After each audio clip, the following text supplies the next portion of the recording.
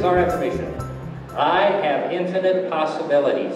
Is that a good one? All right, you'll take that one. Let's say that 3 times. I have infinite possibilities. I have infinite possibilities.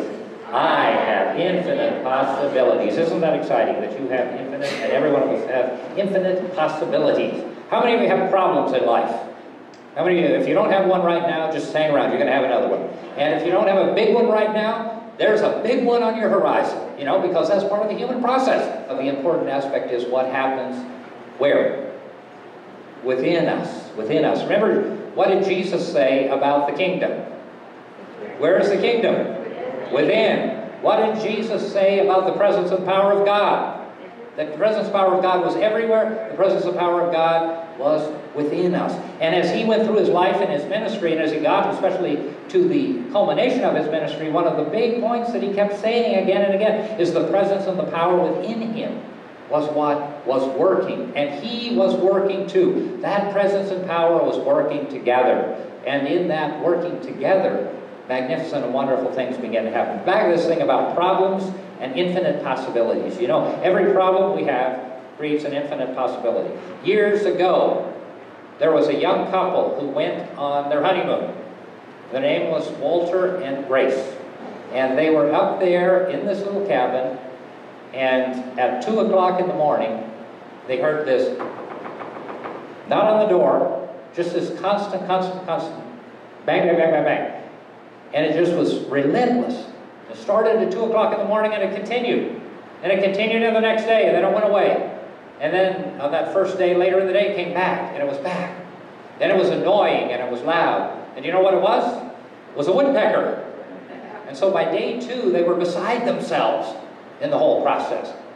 And then as young people sometimes are and do, they became very creative. And so really through something that the wife said, they decided to make a game of it. And they started counting the packs, and they started joking about it, and they started laughing, and they started looking at it in a different way. Where the first day it was an annoyance and it was going to ruin their time. And they went through their whole week.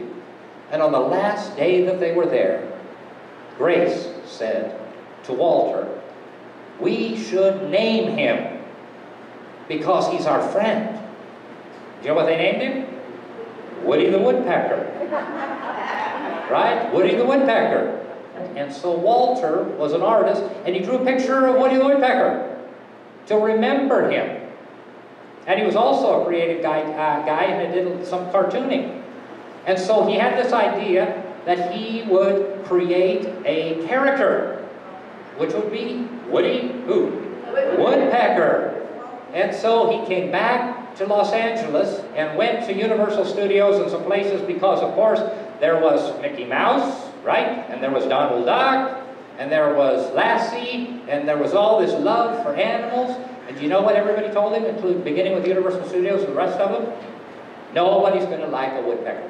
And so they went around for a few years trying to do something, and they ended up finding some people to finance it. They ended up finding some people to back it, and out of that came who?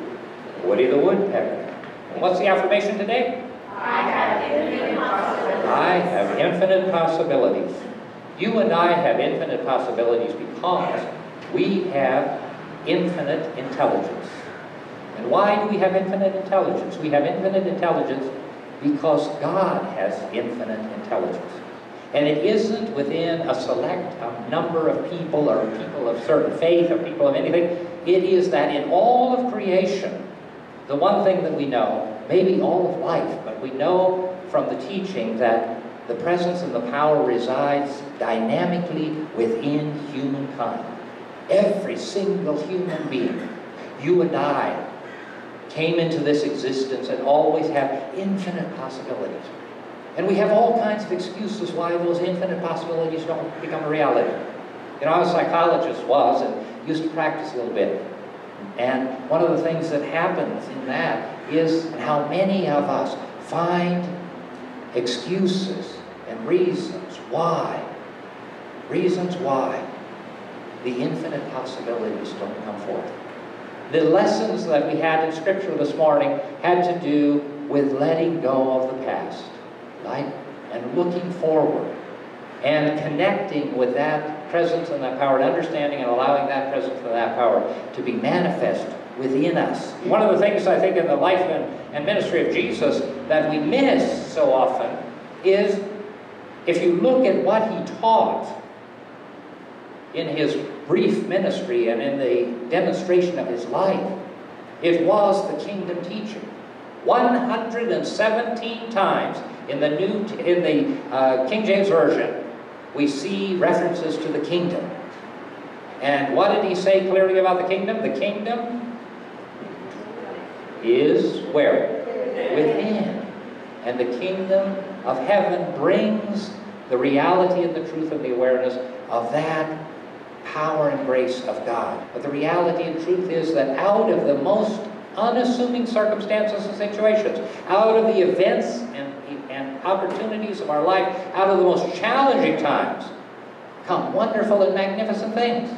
So that's why so much of this teaching is built upon healing and the reality and truth of healing. But the healing that we talk about isn't always the healing just of the physical body. It is the healing of our mind and the transformation of our mind in the way that we think.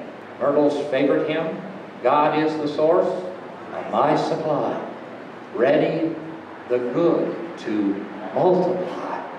That's the truth. God is the source of our supply.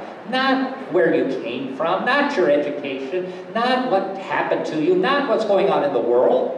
And every problem that we face in the world, in community, in religious life, and in our own personal lives and families has infinite possibilities and opportunities.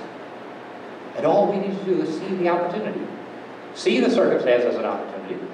Then open ourselves to the presence of power. The Gospel of Luke tells us that it is God's good pleasure to give you the kingdom.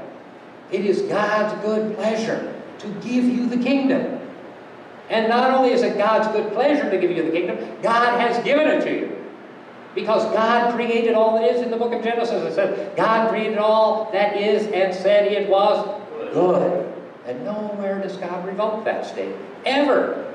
And what Paul said is also true, that all things are working together for good. So every circumstance, every situation, every challenge, every difficulty, every happiness, and every success, all of it's working together for good. When we do our meditation, what we do is open our consciousness and our mind. When we talk about our senses, we say we can see and hear and speak only good. That's fundamental. And the reality, just as Mrs. Garlish used to tell us, she's the foundress of this fellowship in 1937 or 27, Hattie used to say, if you can't demonstrate it, there's no value in knowing it. Because all that happens is you know it. But wouldn't it be wonderful if we demonstrated that presence and that power and that reality and truth? And in order to do that, all that we're called to do is to see beyond appearances and to do what the founders invited us and called us to do what Jesus Christ called us to do what religious leaders and seekers have done for centuries and ages. And that is to realize the abiding presence of God that is within us and the limitless good that can come from every circumstance and situation, and the opportunity and the infinite possibilities that lie within our hearts and our minds. And the good news is that the truth and the reality is that, what's the affirmation? I have infinite possibilities. Say it 3 times. I have infinite possibilities. I have infinite possibilities. I have infinite possibilities. And because you have infinite possibilities, and I have infinite possibilities, and everybody out there has infinite possibilities, then all of the circumstances and situations begin to fade away.